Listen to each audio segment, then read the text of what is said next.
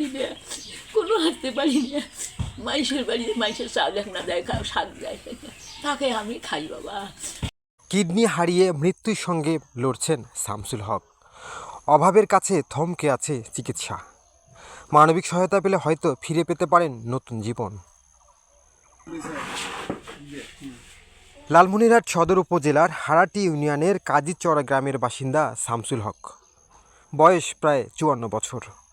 পরিবারের একমাত্র উপার্জনক্ষম ব্যক্তি হিসাবে গাছ কেটে কোনো মতে চলছিল তার সংসার। কিন্তু এক দুর্ঘটনায় বদলে গেছে সব কিছু। গত এপ্রিল মাসের 6 তারিখে পার্শ্ববর্তী চিনিপাড়া সরকারি প্রাথমিক বিদ্যালয়ের পাশে গাছ কাটার সময় হঠাৎ রশি ছিঁড়ে গাছটি তার শরীরের ওপর পড়ে। এতে গুরুতর আহত হন তিনি। প্রথমে তাকে লালমনিরহাট সদর হাসপাতাল, পরে উন্নত চিকিৎসার জন্য রংপুর মেডিকেল কলেজ হাসপাতালে নেওয়া হয়। চিকিৎসকরা জানান, দুর্ঘটনায় তার একটি কিডনি সম্পূর্ণ নষ্ট হয়ে গেছে। পরবর্তীতে একটি বেসরকারি হাসপাতালে ভর্তি করা হলেও অর্থের অভাবে 6 দিন পরেই তাকে বাড়িতে আনতে বাধ্য হয় তার পরিবার।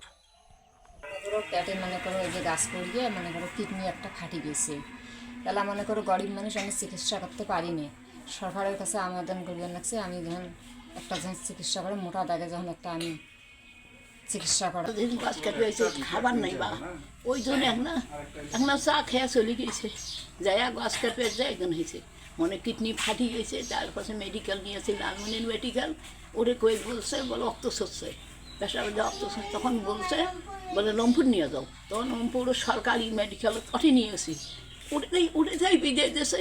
ওই যে কী আছেন আমার বাবা মনে করে দেখুন করেন বাবা, একবেলা ভোট বাবা, কী করি বাঁচবো বাবা, আমাকে বাবা বসে বাবা, আমি চলতে পারি না, কোনো হাঁটতে পারি না। মাইশের বাড়িতে মাইশের চাল এক না দেয়, শাক দেয়, তাকে আমি খাই বাবা। তোমার সরকার অনুরোধ থাকে আমার বাবার দিদিদের এই একপালা বাচ্চা, বাল বাচ্চা পড়া পড়ে, তার কোনো খাতা নাই কলম নাই, স্কুলের অপবর্তী চাকরি। চিকিৎসকদের মতে নষ্ট হয়ে যাওয়া কিডনি অপসারণ করতে প্রায় 10 লাখ টাকার প্রয়োজন। এত টাকা জোগাড় করা শামসুলের পরিবারের পক্ষে অসম্ভব হয়ে পড়েছে। শামসুলের পরিবারে রয়েছেন স্ত্রী, এক ছেলে, 3 মেয়ে ও বৃদ্ধা মা। তার অসুস্থতায় সংসার প্রায় অচল হয়ে পড়েছে। বড় মেয়ে এসএসসি পরীক্ষার্থী এবং ছোট মেয়ে 7ম শ্রেণীতে পড়লেও তাদের পড়াশোনা এখন অনিশ্চয়তায়। এদিকে বড় ছেলে মঞ্জুরুল আলম ট্রাকের সহকারী হলেও বাবার সেবায় ব্যস্ত থাকায় 1 মাস ধরে কাজে যেতে পারছেন না। এমনকি সমাজসেবা অফিসে আবেদন করতে গিয়ে সেখান থেকে ফিরেও এসেছেন। এখন আমার বোন, আমার মা, আমার বৃদ্ধ দাদি আছে, তাদের মুখে খাওয়ান তুলে দিতে পারতাছি না। এখন সরকারের কাছে একটা আবেদন, আমার বাবার চিকিৎসার জন্য একটু সহায়তা করা। আর আমাদের ফ্যামিলিটা কোথায় গেছে? আমি মন্ত্রী মহোদয়ের কাছে গেছিলাম, আমি আমার চাচা গেছিলাম। মন্ত্রী মহোদয়ের কাছে কাগজপাতি দেখার পর মন্ত্রী মহোদয় বলছে এটা সমাজসেবায় আবেদন করেন। সমাজসেবায় আবেদন ফর্ম জমা দিতে গেছি, ওখান থেকে আমাকে ফেরত দিছে। কাগজপাতি আপনাদের ঠিক নেই, কাগজপাতি ঠিক নেই, আপনারা এটা টেস্ট করে আনেন, আর একটা টেস্ট করে আনেন।